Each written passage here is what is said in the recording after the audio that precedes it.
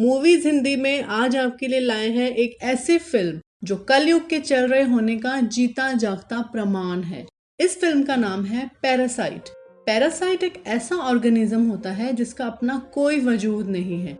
वो पूरी जिंदगी किसी दूसरे पर डिपेंड रहता है, हर उस चीज के लिए जो एक जीवन को जीने के लिए जरूरी है, और किसी भी वक्त अपने आप को बचाने के लिए उसे धोखा दे सकता है, उसे नुकसान पहुंचा सकता है। न सिर्फ नुकसान पहुंचा सकता है बल्कि उसके जीवन का अंत भी कर सकता है।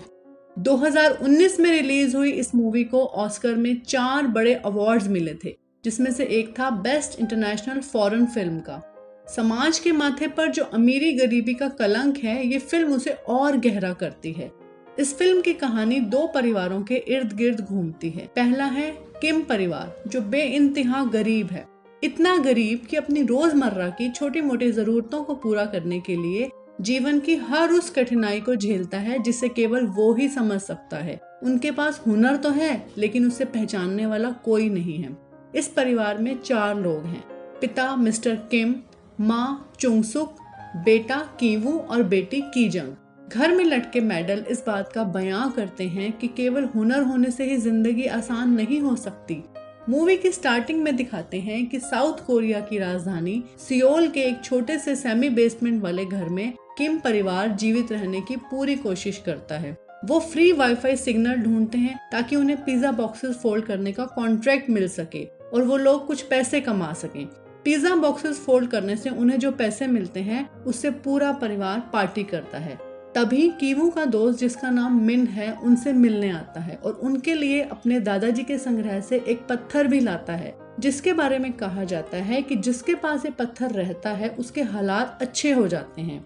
मिन अपनी आगे की पढ़ाई के सिलसिले में विदेश जा रहा होता है। वो एक अमीर परिवार की बेटी डा हाई को इंग्लिश कोचिंग दे रहा होता है और वो चाहता है कि उसके जाने के बाद कीवू उसे इंग्लिश पढ़ाए। मिन उसे बताता है कि वहाँ नौकरी पाने के लिए उसे एक रेप्यूटेड यूनिवर्सिटी की फेक डिग्री चाहिए होगी। उसकी बहन कीजंग, जो एक आर्टिस्ट है, उसकी फोटोशॉप से एक फेक डिग्री बना देती है।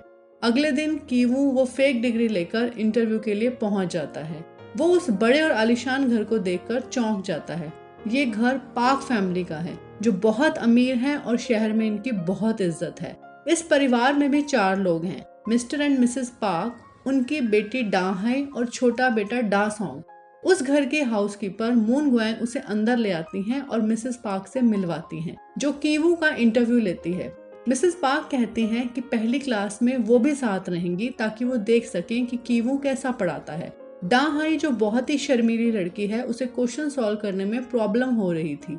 कीवू उसकी रिस्ट पकड़कर हौसला देता है कि तुम कर सकती हो, और डाहाई सभी क्वेश्चन सॉल्व कर लेती है। ये देखकर मिसेस पार्क इम्प्रेस हो जाती हैं और उसे हायर कर लेती हैं। कीवू को उसी शाम पता चलता है कि इनके छोटे बेटे डा सॉन्ग के लिए ये एक आर्ट ट्यूटर ढूंढ रहे हैं। तभी वो उन्हें मशवरा देता है कि उसके एक दोस्त की कजन, जिसका नाम जेसिका है, उसने अमेरिका से आर्ट्स में एक बड़ी डिग्री ली हुई है और वो इस सिलसिले में उनकी मदद कर सकती हैं। अगले दिन वो अपनी बहन को जेसिका बताकर ले आता है। दरअसल जब मिसेस पार्क ने कीवू से आर्ट ट्यूटर की बात की थी तो उसे अपनी बहन का ही ख्याल आया था। उसने उसका नाम इसलिए बदल दिया ताकि उन्हें शक ना हो कि ये भाई बहन है। डाहाई को लगता है कि इन दोनों का अफेयर है, जिस पर कीवू साफ मना कर देता है और उनमें किस होती है। कीजंग मिसेस पार्क से पूछती है कि डा सॉन्ग जब छोटा था तब उसके साथ कुछ अजीब हुआ था। इस पर मिसेस पार्क को कुछ बीता हुआ याद आ जाता है और वो रोने लगती हैं। कीजंग ने यहाँ जो भी कहा वो उसने आर्ट थेरेपी पर गूगल किया था। मिसेस पार्क उसे भी हायर कर लेती हैं और दोनों भाई बहन एक अच्छी नौकरी पा लेते हैं। तभी मिस्टर पार्क घर आते हैं और अपने ड्राइवर को कहते हैं कि इन्हें घर छोड़ाओ क्योंकि रात होने वाली है। ड्राइवर कीजंग को उसके घर तक छोड़ना चाहता है, पर कीजंग उसे अपनी गरीबी नहीं दिखाना चाहती, इसलिए वो कहती है कि उसे मेट्रो स्टेशन छोड़ दो क्योंकि उसने अपने बॉयफ्रेंड से मिलना है। कीजंग को ख्याल आता है कि वो अपने पिता को यहाँ पर ड्राइवर की नौकरी दिलवाए। वो अपनी पैंटी उतारकर सीट के नीचे रख देती हैं ताकि जब मिस्टर पार्क ये देखें तो उन्हें अपने ड्राइवर पर शक हो, और होता भी कुछ ऐसा ही है। मिस्टर पार्क को लगता है कि उनके ड्राइवर का और लड़कियों के साथ संबंध है, इसीलिए वो अपने ड्राइवर को नौकरी से निकाल देते हैं। अगले दिन कीजंग अपने पिता को अपने अंकल का ड्राइवर बताकर यहाँ नौकरी लगवा देती है। अब इनका नेक्स्ट टारगेट है वो हाउसकीपर मून ग्वांग, जो एक चालाक और जिद्दी महिला है। ये यहाँ तब से काम कर रही हैं जब इस घर के मालिक कोई और थे। उनके जाने के बाद अब वो पार्क फैमिली के लिए काम करती हैं। अब ये मून ग्वांग की जगह अपनी माँ को लाना चाहते हैं ताकि पूरा परिवार एक ऐसी जिंदगी जी सके जो इन्होंने कभी सपने में भी नहीं सोची थी। कीमू को डाहाई से पता चलता है कि इस घर में पीच फ्रूट बैन है क्योंकि इनकी हाउसकीपर को पीच से बहुत भयंकर वाली एलर्जी है। इसलिए दोनों भाई बहन उसके ऊपर पीच फस गिराना शुरू कर देते हैं और मून ग्वांग को डॉक्टर के पास जाना पड़ जाता है। उनके प्लान का नेक्स्ट पार्ट है जिसमें किम बैकग्राउंड में मून ग्वांग को दिखाकर अपनी सेल्फी लेते हैं और मिसेस पार्क को दिखाकर बताते हैं कि उसने मून ग्वांग को हॉस्पिटल में देखा था और ये कहते सुना था कि उसको टीबी है। जब वो घर पहुंचने वाले होते हैं तो किम अपनी बेटी को मैसेज करते हैं कि वो 3 मिनट में घर पहुंच रहे हैं। कीजंग मून ग्वांग पर पीच फस गिरा देती है जिससे मून ग्वांग एलर्जी के कारण खांसने लगती है। किम टिश्यू पर केचप डालकर दिखाते हैं जिससे मिसेस पार्क को लगता है कि उनके घर में टीबी का पेशेंट है और उसे नौकरी से निकाल दिया जाता है।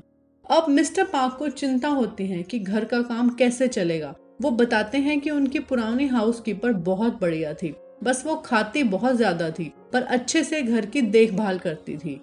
किम उन्हें एक एजेंसी का कार्ड देते हुए कहता है कि यहाँ से आपको एक बढ़िया हाउसकीपर मिल जाएगी, लेकिन वास्तव में ये किम्स की एक और चाल होती है। आखिरकार उनकी माँ चंगसुक को भी पार्क फैमिली में काम मिल जाता है। वो वहाँ हाउसकीपर लग जाती है। अब पूरा किम्स परिवार उनके लिए काम करता है, लेकिन पार्क फैमिली को ये पता नहीं होता कि ये सब एक परिवार है। एक बार डॉसोंग कहता है कि हमारे ड्राइवर और हाउसकीपर में एक सी स्मेल आती है। मिसेस पार्क उसे ऊपर जेसिका के पास जाने को कहती हैं, पर वो कहता है कि उसमें से भी ऐसे ही स्मेल आती है। अब किम्स को लगता है कि उन्हें अपना अपना साबुन चेंज करना चाहिए वरना ये सब पकड़े जाएंगे। एक दिन पार्क्स डॉसोंग का बर्थडे मनाने कैंपिंग के लिए जाते हैं और वो चंगसुक को घर की देखभाल के लिए छोड़ देते हैं। उनके जाते ही पूरा किम परिवार वहां रहने के लिए आ जाता है। वो पूरे घर में मस्ती से रहते हैं, बढ़िया खाना खाते हैं, महंगी शराब पीते हैं और कीवू डाहाई की प्राइवेट डायरी पढ़ता है क्योंकि जब डाहाई यूनिवर्सिटी जाएगी तो वो उसे प्रपोज करना चाहता है। किम्स अपना रात का खाना खाते हुए इस बात की कल्पना करते हैं कि एक अमीर परिवार में शादी करना कैसा होगा। तभी अचानक दरवाजे की घंटी बजती है। वो देखते हैं कि बाहर मून ग्वांग है जो बताती है कि वो घर में कुछ भूल गई है। वो जल्दी में चली गई थी जब उसे निकाल दिया गया था। बाकी लोग छुप जाते हैं और चंगसुक उसे अंदर आने देती है। मून ग्वांग कुछ लेने जल्दी से नीचे चली जाती है लेकिन बहुत देर तक वापस नहीं आती, तो चंगसुक भी नीचे देखने जाती है। वो देखती है कि मून ग्वांग एक अलमारी को हिलाने की कोशिश कर रही है। चंगसुक भी उसकी मदद करती है। उस अलमारी के पीछे एक खुफिया बंकर होता है जिसमें मून ग्वांग ने अपने पति ग्युनसे को छुपाया होता है क्योंकि उसके पति के सिर पर काफी कर्जा होता है। वो बताती है कि साउथ कोरिया के बहुत से वीआईपी घरों में इस तरह के बंकर्स हैं ताकि वो नॉर्थ कोरिया के अटैक से बच सके। पार्क फैमिली को इस बंकर के बारे में कुछ भी नहीं पता होता, सिर्फ उसे पता होता है क्योंकि वो इस घर में पार्क फैमिली के आने से पहले ही काम कर रही होती है। ये सब बातें बाकी तीनों भी सुन रहे होते हैं। मून ग्वांग को पता था कि पार्क घर पर नहीं है, इसलिए वो चंगसुक से अकेले में बात करना चाहती थी। वो चंगसुक से रिक्वेस्ट करती है कि वो उसके पति को वहाँ रहने दे और खाना खिला दिया करे, जिसके बदले में वो चंगसुक को पैसे देगी। पर चंगसुक इस बात से मना कर देती है और पुलिस को बुलाने के लिए अपना फोन निकालती है। उसी समय उसका परिवार जो उनकी बातें सुन रहा होता है सीढ़ियों से फिसल जाता है और मून ग्वांग को सब कुछ समझ में आ जाता है। वो जल्दी से अपना फोन निकालती हैं और सब कुछ रिकॉर्ड कर लेती हैं। तभी गलती से कीवू मिस्टर किम को पापा बुलाता है और ये भी रिकॉर्ड हो जाता है। अचानक से बाजी पलट जाती है। मून ग्वांग वो रिकॉर्डिंग पार्क्स को भेजने की धमकी देती है। सभी ऊपर आ जाते हैं। किम परिवार को एक कोने में पनिश किया जाता है जबकि मून ग्वांग और उसका पति घर में एंजॉय करते हैं। मून ग्वांग बताती हैं कि पहले भी जब पार्क कहीं जाते थे तब वो भी घर में एंजॉय करते थे, पर उन्होंने घर की कभी इतनी बदतर हालत नहीं की। तभी किम परिवार उन पर अटैक करता है और उन्हें काबू कर लेता है। कीवू उसके फोन से सभी रिकॉर्डिंग्स डिलीट कर देता है। तभी घर का फोन बजता है और मिसेस पार्क चंगसुक को बताती हैं कि बारिश और तूफान की वजह से ट्रिप कैंसिल हो गया है और वो 8 मिनट में घर पहुंच रहे हैं। और वो उसे खाना बनाने के लिए कहती हैं। पूरा किम परिवार हरकत में आ जाता है। चंगसुक खाना बनाना शुरू कर देती है। किम मोंगवेंग और उसके हस्बैंड ग्युनसे को वापस बंकर में ले जाते हैं और उन्हें बांध देते हैं। कीजंग टेबल के नीचे कचरा छिपा देती है और कीवू डा हाई की डायरी रखने वापस ऊपर आ जाता है। ठीक तभी पार्क्स लौट आते हैं, इसलिए कीवू को डा हाई के बिस्तर के नीचे और कीजंग को टेबल के नीचे छिपना पड़ता है। मून गोएंग ऊपर आने की कोशिश करती है, लेकिन चंगसुक उसे वापस अंदर धकेल देती है, जिससे उसके सर पर चोट लगती है और वो बेहोश हो जाती है। किम उसकी बॉडी को घसीटकर नीचे बंकर में ले जाता है, जहां वो देखता है कि ग्युनसे अपना सर एक लाइट के स्विच पर मार रहा है और ऊपर एक लाइट ऑन ऑफ होती है। ग्युनसे उसे बताता है कि वो मॉर्स कोड भेज रहा है। डा सॉन्ग जो एक स्काउट है, एक दिन उसका मैसेज समझ जाएगा। किम उसे एक पाइप से बांध देता है और वहां से ऊपर आ जाता है। डिनर करते हुए मिसेस पार्क चंगसुक को डा सॉन्ग के साथ हुए हादसे के बारे में बताती हैं कि एक रात ये लड़का अपना बर्थडे केक खाने के लिए किचन में गया और उसने बेसमेंट में एक भूत को देखा। चंगसुक समझ जाती हैं कि वास्तव में वो ग्युनसे था। मिसेस पार्क बताती हैं कि डा सॉन्ग बहुत डर गया था और सदमे में चला गया था। तब से डा सॉन्ग का इलाज चल रहा है और वो उसका जन्मदिन घर पर नहीं मनाते। जैसे तैसे वो तीनों छिपते छुपाते बचते बचाते वहां से निकलते हैं और भारी बारिश और तूफान में अपने घर पहुंचते हैं। वो देखते हैं कि बहुत ज्यादा बारिश की वजह से उनके घर में पानी भर गया है। वो अपना जरूरी सामान लेते हैं और दूसरे लोगों के साथ एक लोकल जिम्नाजियम में चले जाते हैं, जहां वो तूफान के कारण अपनी तरह के और बेघर लोगों को पाते हैं।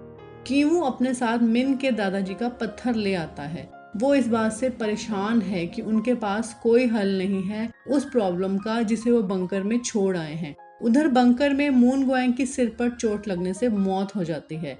मदद के लिए ग्युनसे मॉर्स कोड के सिग्नल भेजने की नाकाम कोशिश करता है और उसका माथा लहूलुहान हो जाता है।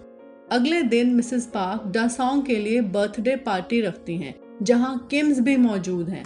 मिस्टर किम मिसेस पार्क की मार्केट से पार्टी सप्लाईज खरीदने में हेल्प करता है। कार में मिसेस पार्क को बहुत बुरी स्मेल आती है और वो अपनी नाक पर उंगली रखती है, जिससे किम को अच्छा नहीं लगता।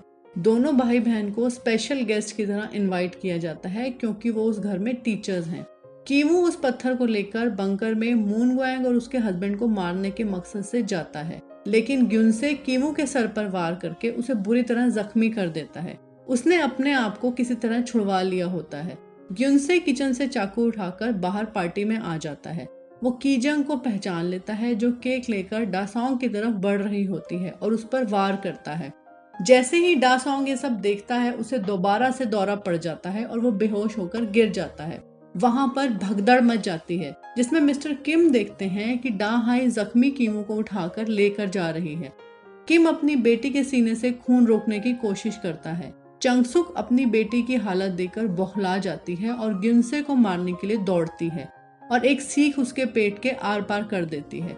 मिस्टर पार्क अपने बेटे को हॉस्पिटल लेकर जाना चाहते हैं, जिसके लिए वो मिस्टर किम को गाड़ी निकालने को कहते हैं, पर किम अपने परिवार को इस हालत में छोड़कर नहीं जाना चाहता, तो वो गाड़ी की चाबी मिस्टर पार्क की तरफ उछाल देता है ताकि वह अपने बेटे को हॉस्पिटल ले जा सके। वो चाबी ग्युनसे की बॉडी के नीचे आ जाती है और जब मिस्टर पार्क चाबी निकाल रहे होते हैं तो उन्हें वही स्मेल आती है, क्योंकि ग्युनसे भी कई सालों से बेसमेंट में है। वो अपनी नाक पर उंगली रखते हैं, जो देखकर मिस्टर किम को गुस्सा आ जाता है और वो चाकू से हमला करता है, जिसकी वजह से मिस्टर पार्क की मौत हो जाती है। उसके बाद किम वहां से निकल जाता है। कीजंग की चाकू लगने से डेथ हो जाती है। कीवू सर पर चोट लगने से कोमा में चला जाता है और 1 महीने बाद उसकी आंख खुलती है। उसका मानसिक संतुलन ठीक नहीं होता और वो हंस रहा होता है। अब कीजंग की मौत हो चुकी होती है और किम मिसिंग है। उन पर भी केस चलता है, पर उन्हें छोड़ दिया जाता है, क्योंकि उन्होंने जो कुछ भी किया सेल्फ डिफेंस में किया था। पुलिस भी उनका कई हफ्तों तक पीछा करती है ताकि वह मिस्टर किम तक पहुंच सके, पर ना ही कीवू को ना चंगसुक को इस बात की खबर होती है कि वो कहाँ है। कई महीनों बाद जब पुलिस उनका पीछा करना छोड़ देती है, तो एक दिन कीवू पार्क्स के घर को देख रहा होता है, जिसे अब किसी जर्मन फैमिली ने खरीद लिया होता है।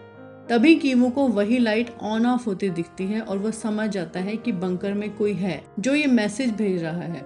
वो समझ जाता है कि वहाँ उसके पापा मिस्टर किम ही हो सकते हैं, जो अपने बेटे से कम्युनिकेट करने की कोशिश कर रहे होते हैं। जब कीवू मॉर्स कोड को डीकोड करता है तो उसे पता चलता है कि किम नीचे बंकर में है और जैसे तैसे फ्रिज से खाना चुराकर उसी बंकर में रह रहे होते हैं। कीवू उन्हें एक लेटर लिखता है जिसमें वो कहता है कि मैं भी एक अमीर आदमी बनूंगा और उस घर को खरीदूंगा, तब आप उस बंकर से बाहर आ सकते हो। लेकिन ये बस एक सपना होता है जो किम देख रहे होते हैं। बस यही इस मूवी का दी एंड हो जाता है। एक पावरफुल कंसेप्ट के साथ फिल्माई गई इस फिल्म में अमीर गरीब के डिफरेंस को इस तरह दर्शाया गया है जो सदियों तक इस समाज की तुच्छ सोच का परिचय देता रहेगा। उम्मीद करती हूँ आपको ये कहानी पसंद आई होगी। जल्द मिलते हैं एक और मूवी की एक्सप्लेनेशन के साथ।